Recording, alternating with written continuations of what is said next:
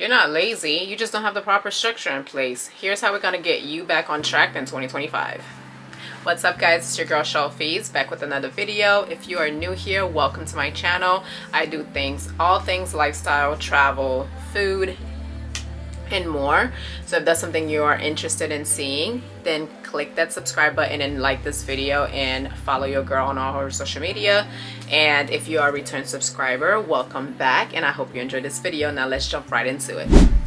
So today in this video we are going to talk about something that we all struggle with, which is procrastination.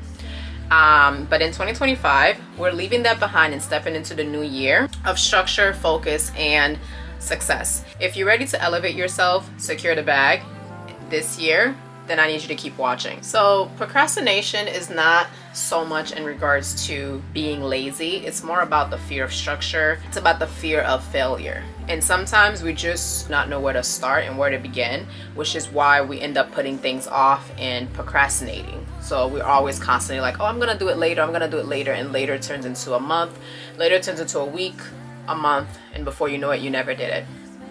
So the importance of structure is the backbone of productivity. When you have a plan, you eliminate decisions, fatigue, and focus on execution. Let me show you how to build a system that works for you and that's going to really help elevate you 2025. So we're gonna start with tip number one. And if you guys are wondering what I'm looking down at, I'm looking down at my iPad where I wrote all my notes. So that way I can kind of I really wanted to make this video straight to the point yet very informative for you guys. So that is why I wrote everything down and I'm looking at my iPad, so that way we can kind of like all be on the same page. Set clear and achievable goals. What that means to me is basically having to write down your non-negotiables, being able to identify what your non-negotiables are in life in general and anything that you're doing. So for me, a really tip that I could give you guys is I do, when it comes to the gym, that's one of my non-negotiables. I go to the gym 5 days a week, and I typically like to do an hour to an hour 30 minutes in the gym. So I block out a time specifically for that because that's one of my non-negotiables. So it's setting clear goals and breaking them down into like smaller actionable steps instead of saying like, I want to go to the gym. So for example, like, oh, you know what, I want to lose 15 pounds for the year of 2025. What are the steps that you're taking to lose 15 pounds this year? Are you still having a bad eating habit? Are you even going to the gym? And when it comes down to it, it's not so much of what stops people from actually getting the action done is simple fact that we oftentimes set an unattainable goal that we cannot even get to. So if you know for a fact like this is your first time starting your gym journey and you haven't been to the gym ever, or you haven't been to the gym in a while, you can't be like, well, I'm gonna start working out 5 days a week. No, you start with attainable small goals. What I mean by that is, instead of saying I'm gonna go to the gym for an hour 5 days a week, be like, you know what, I'm gonna go to the gym for 30 minutes for 3 days a week. You start with 3 days and then you advance it to 4, then you advance it to 5. Then you start working on amping your amount of time that you're in the gym. Start with 30 minutes, then go to 45, then go to an hour. So you can achieve those small goals until you get to the ultimate goal of what you really wanted to achieve, which is an hour and 30 minutes. Master time management. So time is your valuable source, and use techniques like Pomodoro, or for me, I like to do time blocking. And it's one of those things, time blocking for me has really helped me achieve and get a lot of things done and really minimize my procrastination, because I used to just have things up here, and when you have things up here and they're not physically written down, you're never gonna get them done. So the biggest thing is having a calendar system where you can physically time block. So for me, I will try to insert some level of video so you guys can kind of see what my calendar would look like when it's time blocked. So from a typical day for me would be, I wake up at 5 a.m. When I wake up, my non-negotiables is I have a 30-minute to 45-minute session where I do Bible study. So I would literally wake up, make my bed, and I've gotten myself on a routine. So I wake up at 5, I make my bed, By the time I make my bed and walk out to my living room to get my Bible studying on the table so I can begin my Bible study, that alone is about like 10-minute span. I time block that. And then I time block 45 minutes. Sometimes I can get it done in less. If I go over 5 minutes or under 10 minutes, it doesn't matter. And then I basically time block that 45 minutes of just me doing my Bible study. Afterwards, I get ready for the gym. And from getting myself ready, meaning getting dressed, getting my gym bag, and getting everything I need to prepare to go to the gym, I add about 15 minutes span. I time block that so I can be walking out the door. Then it takes me 10 minutes from where I live to the gym. So I time block 10 minutes to go to the gym, to get to the gym, and then I block off an hour and 30 minutes while I work out. Then after I work out, obviously 10 minutes to get back home. Then I give myself about 45 minutes to shower, brush my teeth, get myself really ready for today. And then also getting dressed, and then I time block about 30 minutes to make my breakfast, have 30 minutes to eat and enjoy my coffee. Then I check my emails, and I check all my emails for everything, because obviously I have emails for real estate, I have emails for personal, I have emails for YouTube, I have email for social media. So all these things are things that I'm checking off the list to see, and whatever I need to get done that is a priority, that is like high on the list, I add it to my list of. Obviously, I'm gonna have time slots in my time blocking and my schedule where it's just left empty. I'll plug in those priorities into that slot. Then from there, after checking my email, whatever I had to get done that day will need to get done. Whether I had to go do a showing with a client, whether I had to type a contract to send it over, whether I needed to speak to the lender, whatever I needed to do in that time frame, I time block a moment for that. Then I time block when I have lunch around 12. From noon to 1, I have lunch, drink water, all of that is put in. And then from there, once I'm finished with my work day, I then have time where I cook dinner. It takes me 2 hours to cook my dinner, so I time block 2 hours to cooking my dinner. Then I time block a moment where I need to eat, where I shower, and then I time block a moment to journal. Time block about 30 minutes to 45 minutes to journal my day, to really kind of decompress my thoughts.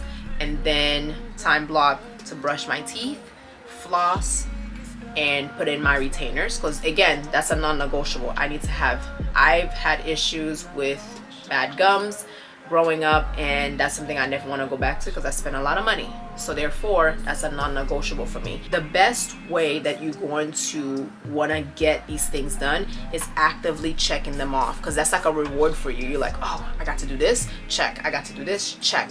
That's going to be like how you're rewarding yourself by attaining those small goals. It may seem small, but you'll be surprised of how much you're getting done by writing them down and checking them off. So building a morning routine, how you start your day sets the tone. And a good morning routine can include journaling, meditating, or exercising. For me, I would say I have a great morning routine, and how I've gotten to that space of being able to kind of form a morning routine was very difficult at first, but then I realized that your brain accommodates when you do repetitive motions.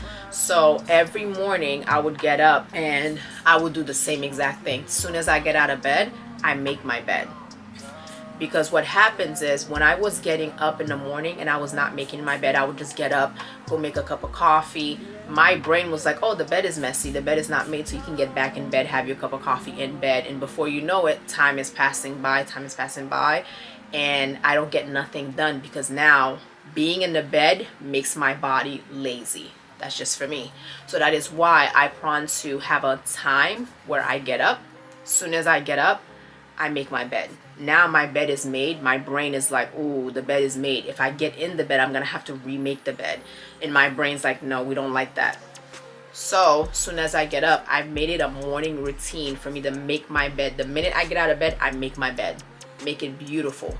And then I head out and I follow through with my morning routine of what I do, what I just listed before. That is one thing that I've noticed that has really worked for me. Use tools for accountability. This is not sponsored. I use a an app called Structure. I have it on my iPad, as well as I kind of like go back and forth on it with my phone. And what Structure basically look like, I'm gonna kind of insert a video so that you can kind of see what it is. But it's basically an app that kind of help you check off your list, like I was saying in the beginning. So when I wake up in the morning, I basically go on Structure every Sunday and I create like hour by hour by hour. It is very time consuming, but one thing I like about it is you can kind of create the same thing. That if you know you you wake up every morning at the same time, no matter what day it is, you can kind of just like tell it to do it for every day, and you know, indefinitely.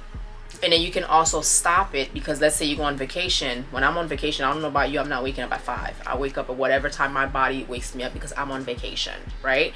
And so you can stop it. But the one thing I love about it is if you're doing something consecutively every single day, and it's something that you don't plan on changing and it does not change for you, then you can definitely do it where it does it every single day, where you don't have to keep going back and adding it every single week.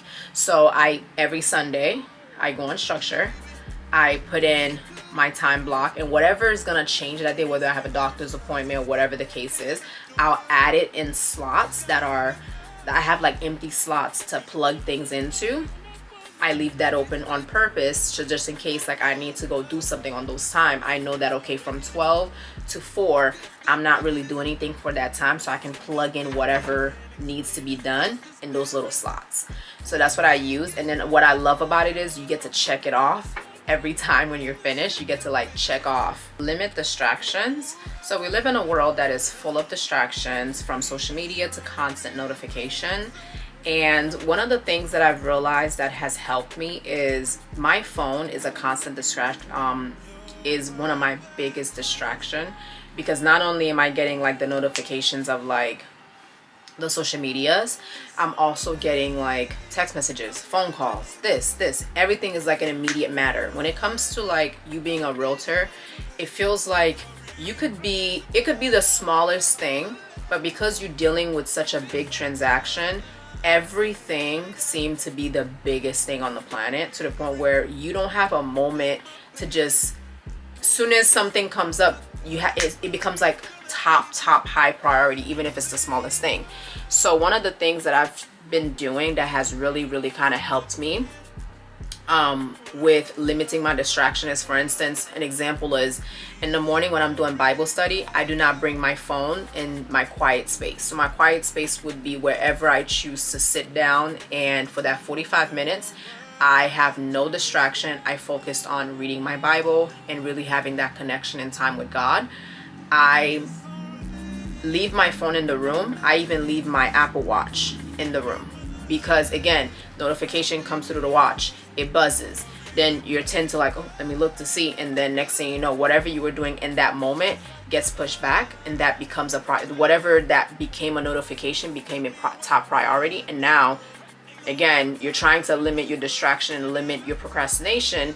That's also a reason why we often like push back a lot of the things that we are doing, and we fall short because of distractions. So that is one way, that is an example of what I do to kind of help me. So whenever I'm doing like a high priority task, whether it's like I have to edit this video, so for the next hour I'm gonna time block from 5 to 6 to edit a video, I don't turn on the television. I sit in my study and I just literally block all notification, put myself in focus mode, because you can do that on your phone if you have an iPhone. Put yourself in focus mode where no notification comes through, and you just, for an hour, you're knocking that video down. Boom. Build self-discipline. Discipline beats motivation every time. Start small, whether it's committing to a 10-minute of work or saying no to another distraction.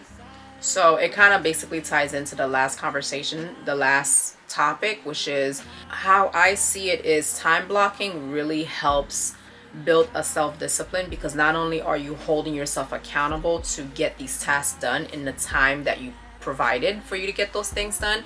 However, you're also making that non-negotiables. That way, whatever can come, can come up. So like, for example, if I'm in the middle of, like in my time block today, I'm supposed to be writing a contract, and writing a contract can take anywhere between 30 to 45 minutes, depending on all the intricacies that you have to do, right? So as I'm writing up the contract, I time block 45 minutes. In that 45 minutes, something of dire need to happen for me to be like, okay, let me stop this. However, nothing can distract me, not a phone call, nothing. Anything that has nothing to do with you finishing writing that contract in that 45-minute time span does not warrant you to stop what you're doing in that moment, because guess what, guys? We always have tomorrow. In our cases, we always have the next hour, right? Just follow through in the next open slot that you have. Because if every time somebody calls you, you stop and you're like, oh, yeah, what did you need? You're pushing back what you're supposed to actually be getting done. Celebrate small wins. I like to celebrate myself just to the simple fact that I feel like when you reward yourself, you acknowledge your progress. You're acknowledging like, okay, I actually did what I said I was gonna do. So that actually kind of motivate you to either make your goals bigger and more attainable, but less attainable. Make your goals less attainable. That way, when you achieve that less attainable goal, then you can reward yourself. Plan for financial and career growth. If one of your goals is to secure the bag in 2025, then start budgeting and saving for your dream. Invest in skills that will help you grow, and whether it's a new course, a side hustle, or networking opportunities. I always tell people that if you want to achieve becoming successful financially, if you want to have financial freedom, you have to first identify what does financial freedom mean to you. To me, financial freedom means getting back my time, meaning like I can wake up and do whatever the heck I want to do today without having to worry about like, oh, but I have to go to work, because if I don't go to work, how am I going to pay my bills, right? So that's what financial freedom means to me. It means buying back my time. There's actually a book called Buy Back Your Time. I forgot by who. If I figure it out, I'll put it in the description box or on the screen. But however, having my time back where I can do as I please, that is what financial freedom means to me. So what am I doing today to achieve this huge goal of mine? Because this is not a goal that's a 1 year goal. This is like in the making type of goal for me, because I want to fully retire myself by the time I'm 35, meaning like I want to have everything in place. That way I have money coming in, and I don't have to particularly say I'm a realtor. I have to go and chase these people down to close deals to make money, right? So that is what I'm currently working on right now. This is a 5-year goal that it's in the making, but I'm doing the work today to get to that goal in 5 years, right? So that all starts with, for me, I always tell people you really need to sit down and create a budgeting type of spreadsheet. You can do that on Google Sheets. You can purchase already made budgeting sheets from Etsy. They can cost you anywhere from like $5 to $8. You can get budgeting books. I actually have a budgeting book right here. If I find this, I've had this for like 5 years. So if I find it, I will link it down below in the description box for you guys, so you guys can go get it. However, I like to use the Google Sheets because I kind of created like a Google Sheet for budgeting, where it has everything, like from the LLCs that I have to what I am trying to attain, like my goals, as well as what I'm paying for, what I need to pay for, what are the non-negotiable things that I need to pay for, how much money I need to have in my savings to get to the ultimate goal of retiring by the age of 35. All of these things are things that I put into place in my budgeting sheet. That way I'm not missing anything. Like your credit cards, you need to learn how to pay your cards correctly. Once you know how to pay them correctly, paying the statement date and paying the entire amount by the statement date, not the due date, all these things are things you can learn on TikTok. Once you figure that out, all these things are things you're going to put on your budgeting sheet. That way you can keep track of what you're spending, how you're spending, and what is your ultimate goal that you're trying to achieve. You need to have all of that on your budgeting. We're gonna take a moment to kind of like reflect and reset. So when you take a moment and reflect in 2024, what worked for you, what didn't work for you, and learn and leave whatever didn't work behind, whatever no longer serve you, leave it behind in 2024. And every day is a new day and a new opportunity, creates new opportunities to reset and focus on the things that matter. So for me, I would say whatever does not serve the purpose, your ultimate goal and your ultimate purpose in life, you need to kind of leave it behind. I learned to have boundaries. That is the biggest thing that I learned in 2024, is to set boundaries with family members.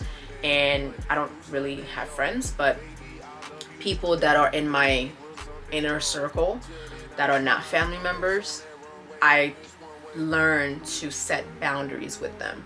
I learned to know that there's certain things that has to be limited for certain people, and I have to learn to just say, you know what, I'm gonna go talk to God versus talking to you about this personal business, because I don't want you to have access to me in that way. By now, you should have did your 2025 vision board. If you have not, I did my vision board the last 2 weeks of 2024. I sat back and kind of like reflected on what worked for me in 2024, what didn't, what goals did I set for 2024 that I did not achieve. So I obviously re-added those to my 2025 vision board. And I look back and I kind of like, what do I want my life to look like in 2025? Really vision it, really place yourself in that moment, and that is going to be how you're going to set proper goals that you can not only achieve but that aligns with you. Now, staying consistent, remember progress, not perfection. Small consistent steps lead to big changes over time. Commit to showing up for yourself every single day. That is something that is very difficult for me, because I would start something, and because I don't remain consistent, it will just fall to the wayside, which is why I say set attainable goals that you know for a fact you can do every single day.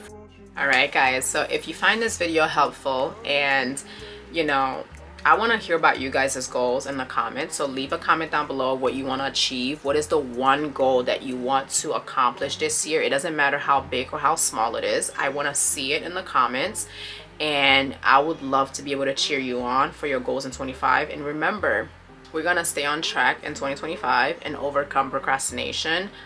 And I believe in us. And if you find this video helpful, please do not forget to like this video. If you're not already subscribed to your girl's channel, then please subscribe to your girl's channel, like this video, and I cannot wait to read you guys' goals for 2025.